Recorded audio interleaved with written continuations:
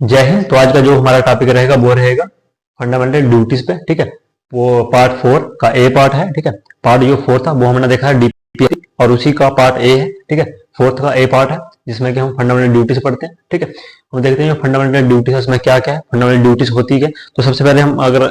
एक जनरली इसके एग्जाम्पल देखें तो फंडामेंटल ड्यूटीज क्या है, ऐसी ड्यूटीज जो कि हमें करनी होती है। ठीक है, हमारी क्या क्या ड्यूटीज है हमारे देश के प्रति, तो देश के प्रति जो जो हमारी ड्यूटीज है वो हम पढ़ते हैं फंडामेंटल ड्यूटीज में। और ये फंडामेंटल ड्यूटीज है ये कहाँ से ली गई, ये ली गई है कहाँ से, रशिया से। ठीक है, क्योंकि हर जैसे हमारा संविधान बना है तो मेनली ये 1935 का जो एक्ट था वहां से लेकर 1935 का एक्ट क्या उसको हम बाद में पढ़ेंगे। ठीक है, पहले हम आर्टिकल पढ़ रहे हैं तो आर्टिकल जो है वो खत्म कर लेते हैं। ठीक है, तो वन बाय वन हम जो लेक्चर्स ले रहे हैं तो उसमें आज हमारे जो टॉपिक है वो फंडामेंटल ड्यूटीज है। तो उसी में तो वहां से लिए गए कुछ पार्ट्स, जैसे कि हमने देखा कि अमेरिका से लिया गया, जैसे हम पीछे देखा तो डीपीएसपी वो आयरलैंड से लिया गया। तो उससे पहले जो था फंडामेंटल राइट्स वो अमेरिका से। तो इसी तरीके से जो फंडामेंटल ड्यूटीज है वो कहाँ से लिया गया, रशिया से लिए गए हैं। ठीक है, फंडामेंटल ड्यूटीज जैसे कि हम फंडामेंटल राइट्स में क्या करते थे, डायरेक्ट सुप्रीम कोर्ट जा सकते थे। डीपीएसपी में हम सुप्रीम कोर्ट नहीं जा सकते थे। ठीक है ना, सेम वैसे ही फंडामेंटल ड्यूटीज में भी हम सुप्रीम कोर्ट नहीं जा सकते। ठीक है, और फंडामेंटल ड्यूटीज फॉर एग्जाम्पल मैं अपनी फंडामेंटल ड्यूटी पूरी नहीं कर रहा तो मैं डायरेक्ट सुप्रीम कोर्ट नहीं जा सकता, कोई मेरे फंडामेंटल ड्यूटी के लिए सुप्रीम कोर्ट नहीं कर जा सकता, या मेरे खिलाफ कोई अपराध फॉर एग्जाम्पल कुछ भी कानून ऐसा नहीं ला सकता कि इसने ये अपराध किया है। हाँ, बट मैं उनके कुछ खिलाफ करूँ फिर वो चांसेस है कि मेरे खिलाफ कुछ ना कुछ एक्शन ही हो वो लिया जाएगा, अदरवाइज कोई चांसेस नहीं कि मेरे खिलाफ एक्शन लिया जाए। उसके बाद हम देखते हैं कि जो फंडामेंटल ड्यूटीज है 42nd अमेंडमेंट हुआ कब, 1976 में। 42nd जो अमेंडमेंट हुआ वो किस लिए किया गया, क्यों किया गया, उसके लिए एक कमेटी बैठी थी कि जैसे कि गवर्नमेंट, जैसे मैं डीपीएस में पढ़ा तो गवर्नमेंट के कुछ रूल्स हैं कि गवर्नमेंट को देश के लिए ये सब कुछ करना है, स्टेट को ये सब कुछ करना है, अपने नागरिकों के लिए, अपने देश के लिए। वैसे ही फंडामेंटल राइट्स थे कि हमारे जो राइट्स हैं एज अ पर्सन, जो राइट्स थे हमारे उनके बारे में बात की गई। ठीक है,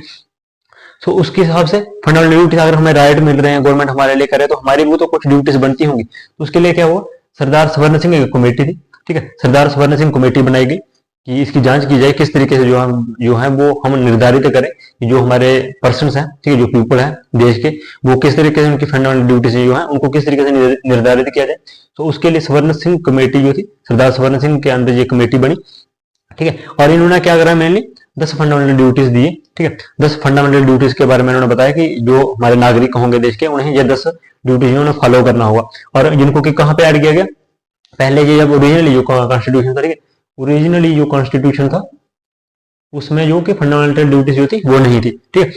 सो इनको ऐड किया गया कहाँ पे, 51 के ए में। 51 हमने पढ़ा था आर्टिकल। ठीक है, और 51 के ए में किसको ऐड किया गया, फंडामेंटल ड्यूटीज को, इन 10 फंडामेंटल ड्यूटीज को ऐड किया गया। ठीक है, और किसके कहने पे, स्वर्ण सिंह जो कमेटी थी उसके अकॉर्डिंग इनको ऐड किया गया। ठीक है, उसके बाद ये 10 होगी तो टोटल जो फंडामेंटल ड्यूटीज हमारे पास वो है 11 फंडामेंटल ड्यूटीज। तो 11 फंडामेंटल ड्यूटीज में से 10 तो यहाँ पे ऐड हुई। उसके बाद 2002 में ये हुई 1976 में। ठीक है, 1976 में जो कि ऐड हुई 10, और जो एक जो बची वो हुई 86 अमेंडमेंट हुआ। ठीक है, 86 अमेंडमेंट हुआ 2002 को। 86 जो अमेंडमेंट था ये एजुकेशन के लिए था कि जो बच्चे होंगे फॉर एग्जाम्पल की जो 11th जो ऐड हुआ एक फंडामेंटल राइट जो सॉरी फंडामेंटल ड्यूटी होगा। ठीक है, तो एक फंडामेंटल ड्यूटी जो ऐड हुआ वो हुआ किस लिए, कि जो बच्चों की जो एजुकेशन थी उसके लिए। सो पेरेंट्स का या फिर उनके गार्जियंस का काम है कि बच्चे को, जब बच्चा जो है वो 14 साल से छोटा है तो उसको स्कूल लेके जाना और उसको वापस लेके आना, वो किसकी ड्यूटी होगी, वो पेरेंट्स की ड्यूटी होगी। तो ये ऐड किया गया कब, 2002 में 86 अमेंडमेंट में। ठीक है, अब जो 11 फंडामेंटल ड्यूटीज है वो कौन कौन से हैं उनको वन बाय हम डिटेल में समझ लेते हैं। सबसे पहली ड्यूटी हमारे पास अवॉइड बाय कॉन्स्टिट्यूशन। ठीक है, respect national flag and national anthem. National flag जिसको कि ट्राई कलर का हमारा जो है, ठीक है, सो कॉन्स्टिट्यूशन के द्वारा ये अवॉइड किया गया है कि जो नेशनल फ्लैग उसकी हमें हमेशा रिस्पेक्ट करनी है। अब कभी भी जैसे कि हम कई बार देखते हैं जैसे कि 15 अगस्त और 26 जनवरी को नेशनल फ्लैग जो है वो दिए जाते हैं बच्चों को, और बच्चे क्या करते हैं, बच्चे क्या बड़े भी, बूढ़े बुजुर्ग भी क्या करते हैं, उनको फेंक देते हैं और वो पैरों में आते हैं। तो अगर ऐसा करना जो है वो फंडामेंटल ड्यूटी, हमारी फंडामेंटल ड्यूटी क्या, हमें हमारा नेशनल फ्लैग को रिस्पेक्ट देनी है। कहीं पे भी अगर वो पड़ा हुआ मेरे तो उसको उठा के, ठीक है, उसे सम्मान से रखना है अपने पास। ठीक है, उसी के साथ नेशनल फ्लैग के साथ कुछ और चीजें होती हैं कि नेशनल फ्लैग को जब आप उठाओ तो राइट हैंड में उठाओ। ठीक है, शाम होने से पहले उसे उतार लो, और जब वो उसके क्या हाइट होनी चाहिए, उसकी बेर्थ क्या होनी चाहिए, इन सब चीजों जब हम नेशनल फ्लैग को डिटेल में पढ़ेंगे तब हम नेशनल फ्लैग को डिटेल में आपको समझा देंगे कि नेशनल फ्लैग में क्या क्या था। यहाँ पर हम बेसिकली हमारा टॉपिक ये है कि हमें रिस्पेक्ट करनी है किसकी, नेशनल फ्लैग की। जो जो चीजें नेशनल फ्लैग को हार्म करें या फिर उसके जो विरुद्ध हो, जो कि हमारी सम्मान के खिलाफ हो उसके, तो उसे हमें रोकना और हमें नेशनल फ्लैग को रिस्पेक्ट देना। नेशनल जो हमारा एंथम है, हमारा नेशनल एंथम है जैसे कि जनगण मन है, ठीक है, जनगण मन किसके द्वारा, रविंद्रनाथ टैगोर के द्वारा लिखा गया। सो उसको जो है उसको रिस्पेक्ट देनी है, और नेशनल फ्लैग जो हमारा पहला फंडामेंटल ड्यूटी है।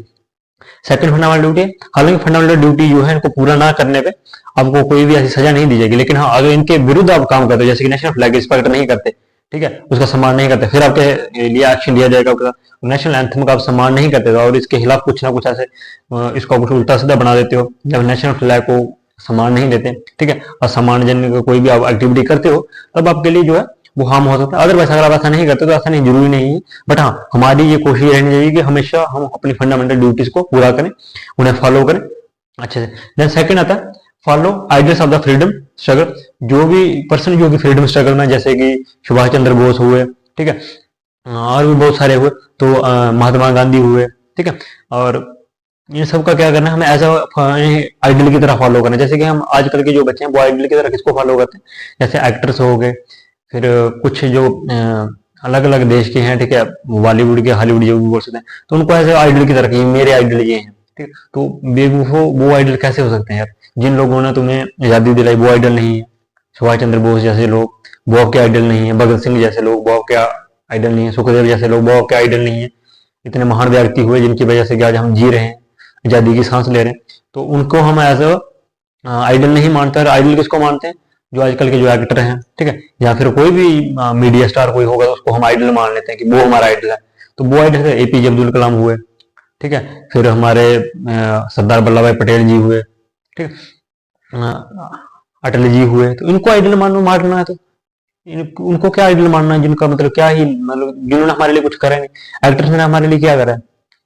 हम ऐसा नहीं, वो नहीं करते, देश की जीडीपी में उनका भी हाथ होता है, क्योंकि वहां से भी ग्रोथ होती है। ऐसा मैं ये नहीं बोल रहा कि उनका रोल ही नहीं है कुछ भी कंट्री के उसमें, बट हमारे में देखा जाए तो क्या रोल है उनका, हमारे लाइफ में तो कोई रोल नहीं है, ठीक है, उनका अपना वो है, ठीक है। मीडिया का जो सिस्टम है, जब कोई इंसान जो मीडिया में फेमस है तो मीडिया के लिए अपने लिए काम कर रहा है, ठीक है, तो हमें ये देखना होगा कि हम किसको अपना जो है आइडियल मान रहे हैं, वो भी इंपॉर्टेंट है। तो इसमें कहा जाता है कि आइडियल जो है फ्रीडम स्ट्रगल जो होते हैं, जिन्होंने भी फ्रीडम के लिए स्ट्रगल करा है उनको आइडियल मानना चाहिए। इसका थर्ड पार्ट क्या बोलता है, थर्ड जो फंडामेंटल ड्यूटी बोलते हैं प्रोटेक्ट सोवेरेनिटी, ठीक है, सोवेरेनिटी एंड इंटीग्रिटी ऑफ इंडिया। सोवेरेनिटी और इंटीग्रिटी कहते हैं, सोवेरेनिटी मतलब जैसे कि एक देश की, जैसे कि हमारा इंडिया है, तो इंडिया के पास जो अपने रूल्स हैं, अपने लॉज हैं, ठीक है, किसी देश पे निर्भर नहीं है और कोई भी देश इस पे रूल नहीं कर सकता, ठीक है, अपने जो जितने भी चीजें होंगी ये खुद फॉलो करता है और खुद बनाता है। तो उसको क्या है ना, हमें प्रोटेक्ट करना है उसकी सोवेरेनिटी और उसकी इंटीग्रिटी को, ठीक है, और उसको प्रोटेक्ट करना किसकी जिम्मेदारी है, हमारी जो कि नागरिक हैं इंडिया के। देन हम फोर्थ चलते हैं, फोर्थ ड्यूटी है defend the country and render national service when called upon. पहली चीज कि हमें कंट्री को डिफेंड करना है। कंट्री को डिफेंड करना है किस चीज से, कोई भी हार्मफुल चीज, जैसे कि अभी टेररिस्ट अटैक या ऐसी चीजों से, या फिर कुछ भी ऐसा हो रहा है जैसे कि कुछ हमारे जो मोन्यूमेंट्स हैं पुराने तो उनको तोड़ रहा है तो उनसे बचाना, हाँ, जैसे पोल्यूशन हो रहा है तो उनसे बचाना देश को, बड़ी सारी चीजें। और इंटरनेशनल सर्विस, कई बार ऐसा हो सकता है कि नेशनल सर्विसेज के लिए भी जाना पड़ता है, जैसे कि अगर इमरजेंसी हुई तो इमरजेंसी में आपको बुलाया जा सकता है, कि जैसे कि अगर देश पे हमला हो गया तो जैसे हमारे जो जवान है, ठीक है, अगर कहीं पे हमारी जरूरत है उनको कि जैसे कि सर्विस देने के लिए, तो हमें वहां पर बुलाया जा सकता है और हमें वहां पर जाना चाहिए। ऐसा नहीं कि मैं हमें जबरदस्ती हमारे साथ किया जाते, लेकिन हमारी ड्यूटी है कि हमें उनकी मदद करनी चाहिए, ठीक है, कहीं पे भी कुछ ऐसा होता है। सो हमने 4 देखे। नेक्स्ट हम चलते हैं फिफ्थ में। फिफ्थ है स्पिरिट ऑफ कॉमन ब्रदरहुड, ठीक है, भाईचारे की स्पिरिट रखनी चाहिए हमें देश में, ठीक है, ये दंगे वगैरह नहीं करने चाहिए। हिंदू मुस्लिम जो राइट्स होते हैं इनमें हमें फोकस नहीं करना चाहिए, मेनली जो है भाईचारे में हमें बिलीव करना चाहिए, हर कोई अपने भाई की तरह है,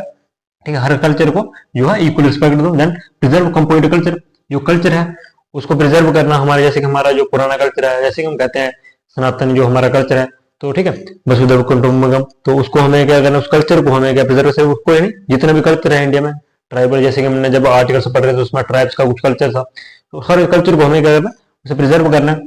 इन्वायरमेंट को प्रिजर्व करना है, नेचुरल इन्वायरमेंट जो है, फॉरेस्ट जो है, ये भी हमने पढ़ा था आर्टिकल्स में, ठीक है, वाइल्ड लाइफ को प्रिजर्व करना है, ठीक है, तो उनको प्रिजर्व करना किसका, वो भी हमारे जो फंडामेंटल ड्यूटी है। देन हम देखते हैं डेवलप साइंटिफिक टेम्पर। साइंटिफिक जो टेम्पर है, साइंटिफिक चीजों में जो रुचि लेना, ठीक है, फिर जैसे कि इसरो जैसी चीजों में उनमें भागीदारी ऐसे साइंटिस्ट आप दे सकते हो, ठीक है, तो उनमें भी हमें क्या करना है, उसी भी साइंटिफिक टेम्पर को डेवलप करना है हमें, किस तरीके से हम साइंस में अपनी जो मौजूदगी वो जाहिर कर सकते हैं, कि किस तरीके से हम उसमें जो है इंक्रीमेंट कर सकते हैं। Then safeguard of public property, public property जैसे कि पब्लिक प्रॉपर्टी किसको कहते हैं, वो कोई भी गवर्नमेंट प्रॉपर्टी उसको पब्लिक प्रॉपर्टी कहा जाता है। जैसे कि स्कूल हो गए गवर्नमेंट स्कूल, गवर्नमेंट यूनिवर्सिटीज होगी, गवर्नमेंट हॉस्पिटल हो गए, ठीक है, उनको प्रोटेक्ट करना हमारे जो है वो फंडामेंटल ड्यूटी है, ठीक है, वो भी हमारी वो है। देन स्ट्राइव फॉर एक्सीलेंस, ठीक है, एक्सीलेंस के लिए जाना, ठीक है, हर चीज में, जैसे कि अगर पढ़ाई में जैसे कि हम पढ़ रहे हैं तो आपका काम है अपनी पढ़ाई में एक्सीलेंस पे जाना, ठीक है, अगर आप डॉक्टर हो तो डॉक्टर की फील्ड में आपको एक्सीलेंस पे जाना, साइंटिस्ट हो तो साइंटिस्ट की फील्ड में एक्सीलेंस पे जाना। सो जब पढ़ रहे हो तो पढ़ाई पे भी एक्सीलेंस में जाओ, ना कि कहीं और पे ध्यान दो। सो जब पढ़ाई करनी है तो सिर्फ पढ़ाई पे ध्यान दो,